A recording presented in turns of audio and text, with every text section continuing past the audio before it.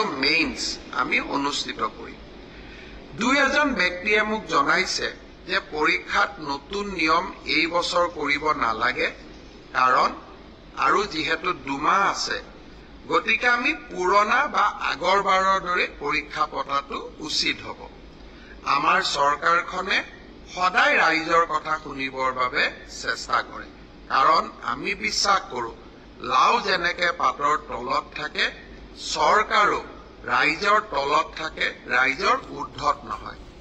যিসকলে মোক এই পৰামৰ্শটো দিছিল, দুই এজনে অলপ গালিগালাজো কৰিছে আৰু কিছুমানে ভালকৈ পৰামৰ্শটো দিছে। গালিগালাজ কৰা সকলকো মোৰ মৰম জনাইছো আৰু ভালকৈ কোৱা সকলকো মোৰ সন্মান জনাইছো।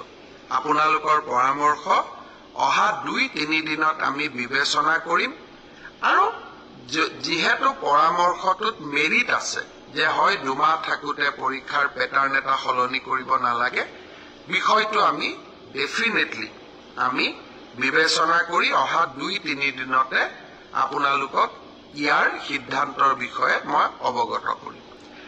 আজি দিনটোত ছাত্ৰ ছাত্ৰীসকলৰ কল্যাণৰ কাৰণে আমি আৰু 2খন মিটিং কৰিছিলোঁ।